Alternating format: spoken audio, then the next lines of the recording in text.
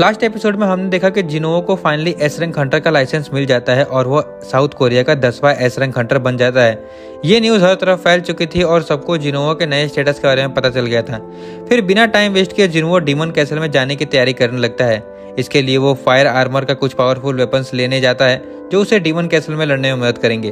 उधर हम देखते हैं कि जिनहो अपने डैड को बता देता है कि अब से वो जिनहो के साथ काम करेगा और अपना घर छोड़कर जिनहो के घर शिफ्ट हो जाता है। इसके बाद फाइनली जिनहो डीमन कैसल में एंटर करता है। अपनी शैडो आर्मी की मदद से आसानी से सारे फ्लोर क्लियर करने लगता है, लेकिन अचानक उसके कुछ शैडो सोल्जर्स मरने लगते हैं। ये देखकर जिनहो वहां जाता है और देखता है कि कुछ पावरफुल डीमन नाइट्स उसके सोल्जर के साथ लड़ रहे हैं। जिनहो उन्हें इजीली हरा देता है, लेकिन अब उसके सामने बचता है सिर्फ एक डीमन नाइट का लीडर। इसी के साथ अब बढ़ते हैं आज के एपिसोड की तरफ। लेकिन गाइस सबसे पहले मेक श्योर करिए कि प्लीज़ हमारे चैनल को सब्सक्राइब कर दीजिए, क्योंकि अगर आप सब्सक्राइब करेंगे तो हमारे जैसे नए क्रिएटर को बहुत ज़्यादा मोटिवेशन मिलता है और आप अगर जितना ज़्यादा सपोर्ट करेंगे हम आपके लिए और भी बेहतरीन कंटेंट लेकर के आते रहेंगे। तो मेक श्योर कि लाइक करिएगा, सब्सक्राइब करिएगा और शेयर करके अपने दोस्तों को ही बता दीजिएगा ताकि उन्हें भी ये सारी चीज़ें पता चलती रहे। तो जल्दी से लाइक, शेयर, कॉमेंट, सब्सक्राइब सब कुछ कर दो। और अब चलो बिना टाइम वेस्ट किए चलते हैं आज के एपिसोड की तरफ। सोलो लेवलिंग सीजन 2 एपिसोड 8 की शुरुआत होती है, जिसमें जिनोओ बोल रहा होता है कि मैं हमेशा से सोचता था कि क्या मॉन्स्टर भी डर महसूस करते हैं या नहीं, पर अब मुझे पूरा यकीन है। इतना कहते ही जिनोओ आखिरी बचे हुए मॉन्स्टर की तरफ बढ़ता है, जो इन तीनों का लीडर था। जिनोओ की आंखों में एक अलग ही ब्लड डस्ट दिख रही थी। इस वक्त वो खुद एक मॉन्स्टर जैसा लग रहा था। वो मॉन्स्टर तुरंत अटैक करता है और जिनोओ के वाइटल स्पॉट को टारगेट करने की कोशिश करता है, लेकिन जिनोओ आसानी से उसके अटैक को डॉज कर लेता है और अपने एक अटैक से उसके तलवार के 2 टुकड़े कर देता है। जिनोओ उसका फेस ग्रैब करके उसका मास्क तोड़ने वाला होता है, तभी एक आवाज आती है, आई गिव अप। जिनोओ तुरंत समझ जाता है कि ये एक लड़की की आवाज है। जब वो मास्क उतारता है तो सच में वो एक लड़की होती है, जो तुरंत घबरा करके बोलने लगती है, मुझे मरना नहीं है, प्लीज मुझे माफ कर दो। जिनोओ कहता है, पहले तुमने हमारे सोल्जर्स पे अटैक किया और अब माफी मांग रही हो। लड़की कहती है, मैंने जानबूझकर नहीं किया, मैंने बस अपनी और अपने साथियों की रक्षा करने के लिए किया था, प्लीज मुझे छोड़ दो। जिनोओ सोचता है, मैंने इतना सेल्फिश डीमन आज तक नहीं देखा और ये दिखने में भी इंसानों जैसा लग रही है। वो अभी सोच ही रहा होता है कि उसे छोड़ना चाहिए या नहीं, तभी वो लड़की पीछे से अटैक करने का ट्राई करती है, लेकिन इस बार टस्क तुरंत अपनी शील्ड का इस्तेमाल करके जिनोओ को बचा लेता है। जिनोओ गुस्से में बोलता है, तुम क्या कर रही हो, लेकिन लड़की फिर से माफी मांगने लगती है और नीचे झुक जाती है। टस्क को उसके ऊपर विश्वास नहीं होता। उसे लगता है कि कहीं ये कोई और ट्रिक ना हो, इसीलिए वो अपने ग्रेविटेशन मैजिक का यूज करके उसे हवा में उठा लेता है। डर के मारे लड़की बोलती है, तुम्हें जो चाहिए मैं वो दूंगी। तुम्हें एंट्री पास चाहिए ना नेक्स्ट फ्लोर पर जाने के लिए, मेरे क्लैन वालों के पास सेफली रखा गया है। अगर तुम मुझे बिना कुछ किए उनके पास पहुंचा दोगे तो मैं तुम्हें एंट्री पास दे दूंगी। जिनोओ सोचता है, तो इसीलिए हमें अब तक एंट्री पास नहीं मिला। मुझे नहीं लगा था कि मॉन्स्टर खुद उसका प्रोटेक्शन कर रहे होंगे, लेकिन फिर भी जिनोओ को इस पर डाउट होता है, इसीलिए वो अपना ब्लड डस्ट एक्टिवेट करके उससे गुस्से में पूछता है, क्या मैं तुम पे भरोसा कर सकता हूँ। लड़की पूरी तरीके से डर जाती है और तुरंत कहती है, मैं झूठ नहीं बोल रही हूँ, मैं सच कह रही हूँ। जिनोओ कहता है, ठीक है, मुझे तुम एंट्री पास दे दो, मैं बिना किसी को हार्म किए यहाँ से चला जाऊंगा, लेकिन पहले मुझे ये बताओ तुम लोग हो कौन। इतना कहते ही सीन शिफ्ट हो जाता है एक नई जगह पर। वहाँ एक मॉन्स्टर दिखाई देता है जो समुद्र पार करके आया है और अब हंटर और सिविलियन को मार रहा है। फिर सीन वापस डीमन कैसल पर शिफ्ट होता है। जिनोओ उस मॉन्स्टर लड़की से सवाल पूछ रहा होता है, तुम लोग कौन हो, क्या तुम भी वही आवाजें सुनते हो जो इंसानों को मारने के लिए कहती है। लड़की सर हिलाती है, नहीं, हमें अलग तरह की आवाज सुनाई देती है। जिनोओ क्यूरियस हो जाता है, अलग तरह की आवाज मतलब। लड़की कहती है, हमें सिर्फ एक आवाज सुनाई देती है जो कहती है अपने इलाके की रक्षा करो। जिनोओ के मन में नए नए सवाल उठने लगते हैं। उसे लगता है कि ये उसके सिस्टम के बारे में जानने का सबसे अच्छा मौका है। वो एक और सवाल करता है, तुम ये आवाज कब से सुन रही हो। लड़की कहती है, जब से हमने अपनी आंखें खोली है। जिनोओ और भी क्यूरियस हो जाता है, तो फिर आंखें खोलने से पहले तुम लोग कहाँ थे। लड़की सोचने लगती है और फिर कहती है, डीमन वर्ल्ड में, लेकिन एक दिन अचानक से यहाँ आ गए। जिनोओ और भी गहरे सवाल करता है, डीमन वर्ल्ड में तुम लोग क्या कर रहे थे। अचानक से लड़की ग्लिच होने लगती है, जैसे कोई चीज उसके सिस्टम में इंटरफेस डाल रही हो, लेकिन वो एक शब्द कहने में सफल हो जाती है, वॉर। जिनोओ शॉक हो जाता है, वॉर किसके खिलाफ। लड़की धीरे से बोलती है, एक बहुत ही शक्तिशाली दुश्मन के खिलाफ, जो इतना पावरफुल था कि सारे डीमंस को मिलकर एक साथ आना पड़ा था। लेकिन जैसे ही वो कुछ और बोलने वाली होती है, उसके सिस्टम और ज्यादा ग्लिच होने लगता है। एक वार्निंग मैसेज आता है, तुम्हारी इन्फॉर्मेशन शेयर करने की लिमिट एक्सीड हो गई है। और अब डाटा ट्रांसफर नहीं किया जा सकता। जिन्हों समझ जाता है कि सिस्टम खुद उससे ज़्यादा इन्फॉर्मेशन रिवील नहीं करने दे रहा है, लेकिन वो एक लास्ट अटेम्प्ट करता है और पूछता है, कौन है वो शक्तिशाली दुश्मन जिसके बारे में तुम बात कर रही हो। लड़की कुछ कहने वाली होती है, लेकिन तभी सिस्टम फिर से इंटरफेस डाल देता है। इस बार वो बेहोश हो जाती है। अब जिन वो के सामने और भी ज़्यादा बड़े सवाल हैं। कौन है वो पावरफुल एनिमी जिसके लिए डेमन एक साथ आए थे, और जिन वो को सिस्टम इतनी इन्फॉर्मेशन क्यों नहीं देना चाहता। सीन वापस एंड मॉन्स्टर की तरफ शिफ्ट हो जाता है, जिससे कुछ हंटर्स फाइट कर रहे होते हैं। लेकिन तभी हमें पता चलता है कि ये एक वीडियो क्लिप थी जो कोरिया के हंटर एसोसिएशन के मीटिंग रूम में चल रही थी। इस नए तरह के एंट को म्यूटेंट एंट कहा जा रहा था। पहली बार ये जापान के एक आइलैंड पर देखे गए थे, जहां सिर्फ एक एंट को खत्म करने में पूरा एक दिन गया था। इस फाइट में 4 ई रैंक हंटर्स, एक डी रैंक हीलर और एक सी रैंक लीडर मारा गया था। आखिर में एक ए रैंक हंटर आया, तब जाकर सिचुएशन कंट्रोल में आई। ये जानकर मीटिंग रूम में हलचल मच जाती है। सभी लोगों के मन में एक ही सवाल होता है, क्या सिर्फ एक A rank Hunter he monster को रोक सकता है? जापान की तरह कोरिया में भी बहुत सारे आइलैंड है। अगर ये म्यूटेंट एंट कोरिया तक पहुंच गए तो खतरा बहुत ज्यादा बढ़ सकता है। चेयरमैन भी टेंशन में आ जाते हैं और कहते हैं, हम हर आइलैंड पर नजर नहीं रख सकते, और अब तो ये एंट उड़ भी सकते हैं। इसका मतलब ये कहीं भी जा सकते हैं। सीन वापस डीमन कैसल में शिफ्ट होता है, जहां वो डीमन लड़की होश में आती है। हाँ, अब उसका नाम रिवील होता है, एजिल।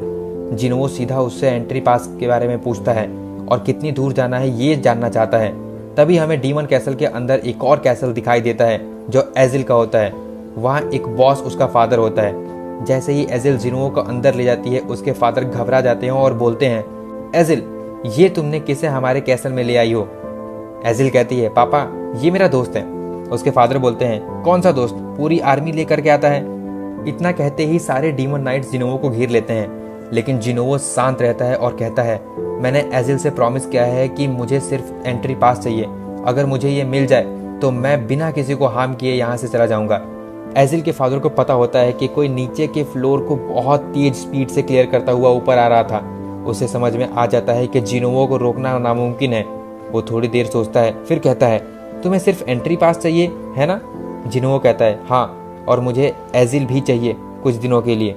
एजिल के फादर शॉक हो जाते हैं, तुम मेरी बेटी को लेकर के जाना चाहते हो, क्यों? जिनोवो कामली रिप्लाई करता है, क्योंकि वो बाकी एंट्री पासेस को लोकेशन जानती है। मुझे एक गाइड चाहिए। एजिल के फादर सोच में पड़ जाते हैं। वो एक बाप है, चाहे मॉन्स्टर हो या इंसान, अपनी बेटी की सेफ्टी उसके लिए सबसे जरूरी है। वो पूछता है, तुम मेरी बेटी को डेंजर में तो नहीं डालोगे ना? जिनोवो अंदर ही अंदर सोचता है, मॉन्स्टर भी अपनी बेटी की चिंता करते हैं, लेकिन वो कहता है, मैं प्रॉमिस करता हूँ कि वो सेफ रहेगी।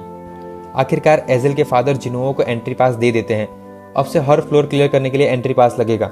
जिनोवो एजिल को लेकर के निकलने लगता है और उसे एक छोटी सी इंस्ट्रक्शन देता है, लड़ाई के बीच में बिल्कुल भी इंटरफेयर मत करना। जिनोवो नेक्स्ट फ्लोर पे पहुंचता है और फाइट के लिए रेडी हो जाता है। तभी एजिल बोल पड़ती है, एक मिनट, ये वाइन बोतल ले जाओ, मेरे पापा ने दिया है। अगर तुम इसे क्लैन के हेड को दोगे तो वो खुश हो जाएंगे और नेगोशिएशन आसानी से हो जाएगी। जिनोवो कंफ्यूज हो जाता है, नेगोशिएशन? क्या तुम्हारे क्लैन और इस क्लैन के बीच दोस्ती है? एजिल कहती है, नहीं। जिनोवो थोड़ा मुस्कुराकर कहता है, तो फिर नेगोशिएशन की जरूरत ही नहीं है। फिर वो एजिल से कहता है, तुम यहीं वेट करो, मुझे ज्यादा टाइम नहीं लगेगा। ये बोलते ही जिनोवो फाइट करने के लिए चला जाता है। फिर सीन हंटर एसोसिएशन के मीटिंग रूम में शिफ्ट होता है। यहाँ जापान के सबसे बड़े गिल्ड का एक टॉप हंटर र्यूजी कोटो भी मीटिंग में होता है। वो लोग जेजू आइलैंड रेड की स्ट्रेटजी डिस्कस कर रहे होते हैं। कोटो बोलता है, हमें एक साथ काम करना चाहिए जेजू आइलैंड रेड में। हमारे गिल्ड में 11 एस रैंक हंटर हैं। ये सुनकर सब शॉक हो जाते हैं, क्योंकि पूरी साउथ कोरिया में 10 एस रैंक हंटर होते हैं, बट कोटो के गिल्ड में 11 हैं। ये डील साउथ कोरिया के लिए काफी फायदेमंद हो सकती थी, बट चेयरमैन को डाउट होता है, आखिर एक इतनी बड़ी गिल्ड हमारी हेल्प क्यों करना चाहती है? फिर हमें पता चलता है कि र्यूजी कोटो को नेशनल लेवल हंटर का टाइटल चाहिए। अगर वो जेजू रेड में मदद करता है तो उसके लिए बहुत बड़ा एडवांटेज होगा। फिर सीन वापस डीमन कैसल पर शिफ्ट होता है। जिनोवो फाइनली 100 फ्लोर तक पहुंच चुका होता है, जहां उसका सामना होता है डीमन किंग बैरन से, जो एक बहुत शक्तिशाली उड़ता हुआ ड्रैगन पर बैठा होता है। उस ड्रैगन का नाम काइजेल होता है। बैरन का ऑरा इतना इंटेंस होता है कि एजिल डर के कांपने लगती है, और जिनोवो को भी लगता है कि ये फाइट पहले से ज्यादा मुश्किल होने वाली है। लेकिन तभी जिनोवो सोचता है, मुझे भी अपनी शैडो आर्मी में एक उड़ने वाला चाहिए, एंड ये ड्रैगन एक डीमन भी नहीं है, तो मैं इसका शैडो एक्सट्रैक्ट कर सकता हूँ। इसी बीच बैरन अपनी तलवार उठाता है और अचानक चारों तरफ हजारों पोर्टल खुलने लगते हैं। उसमें से डीमन किंग की हेल आर्मी बाहर आती है और हर एक डीमन एक ए रैंक हंटर जितना पावरफुल होता है। पूरी आर्मी जिनोवो को घेर लेती है और अटैक करने के लिए बढ़ती है, लेकिन जिनोवो बिल्कुल चिल रहता है और सारे डीमंस को अपने क्लोज आने देता है, जिसे देखकर एजिल भी बहुत शॉक हो जाती है। तभी जिन्हो डोमेन ऑफ मोनार्च एक्टिव करता है एंड अपने सभी शैडो आर्मी को समन कर लेता है, जिससे उसकी शैडो आर्मी की पावर 50% बढ़ जाती है, जिसका फायदा उठाकर जिन्हो के सारे सोल्जर्स इजिली डीमन को मारने लगते हैं। टस्क भी अपनी फायर मैजिक से डीमन को जला रहा होता है, क्योंकि जिन्हो ने उसे एक मैजिक और दी थी जो उसकी पावर को डबल कर दी थी। क्योंकि वो जिन्हो के डोमेन में भी था तो उसकी पावर और भी 50% बढ़ रही थी, जो उसको और भी अनस्टेबल बना देता है।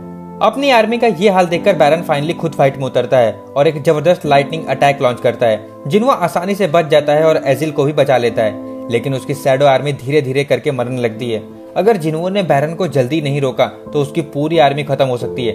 जिन्हो बैरन के ड्रैगन काइजेल पर अटैक करने का प्लान बनाता है ताकि डीमन किंग को नीचे लाया जा सके, लेकिन जैसे ही जिन्हो अटैक करता है बैरन अपनी शॉट से रोक लेता है और उस पर जबरदस्त काउंटर अटैक करता है, जिससे जिन्हो बहुत दूर जमीन पर जा गिरता है। तभी बैरन एक और लाइटनिंग अटैक लॉन्च करता है जो जिन्हो को बचने का कोई मौका नहीं देता। तभी टस्क बीच में आकर अपनी फायर मैजिक से लाइटनिंग को काउंटर कर देता है और बैरन का ड्रैगन काइजेल को जलाकर खत्म कर देता है। ड्रैगन के मरते ही बैरन नीचे आने पर मजबूर हो जाता है, जिसे देखकर जिन्हो कहता है, अच्छा हुआ तुम नीचे आ गए, ऊपर देख देख के मेरी गर्दन दुख रही थी।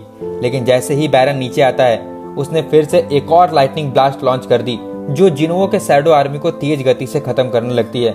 आयरन और इग्रिस दोनों अटैक करते हैं, लेकिन बैरन उन्हें आसानी से एक स्लैश में खत्म कर देता है, जिससे जिन्हो का माना और भी फास्ट ड्रेन होने लगता है। जिन्हो अब खुद अपनी डैगर लेकर बैरन पर अटैक करता है, लेकिन डीमन किंग एक हाथ से उसका सर पकड़ लेता है और दूसरे हाथों से उसको काटने ही वाला होता है। तभी इग्रिस रीजनरेट होकर वापस आता है और तलवार सीधा बैरन के हाथों में घुसा देता है, जिससे उसकी शॉट गिर जाती है। जिन्हो इस मौके का पूरा फायदा उठाता है और अपनी दोनों डैगर्स बैरन के चेस्ट में घुसा देता है। बैरन अपने साथ ये सब होता हुआ देख बहुत गुस्सा हो जाता है और चारों तरफ लाइटनिंग रिलीज करने लगता है। वो अपनी दोनों हाथों में डैगर समन करता है और जिन्हो भी अपनी दूसरी डैगर निकाल लेता है। एक हाई स्पीड शॉर्ट फाइट शुरू हो जाती है। फाइट के बीच में बैरन फिर से लाइटनिंग अटैक करने वाला होता है, लेकिन जिन्हो अपनी डैगर से उसे डिफ्लेक्ट कर देता है, जिससे उससे दोनों हाथों से डैगर गिर जाता है। तभी बैरन अपने डैगर से जिन्हो पर वार कर देता है, लेकिन जिन्हो उसके हाथों को पकड़ लेता है। बैरन फिर से लाइटनिंग अटैक लॉन्च करने लगता है और अब जिन्हो के पास कोई ऑप्शन नहीं बचा होता है। लेकिन तभी अचानक से एक भाला सीधे बैरन के सर में जा लगता है और लाइटनिंग अटैक रुक जाती है। जिन्हो शॉक हो जाता है कि ये किसने किया, और तभी उसकी नजर एजिल पर पड़ती है।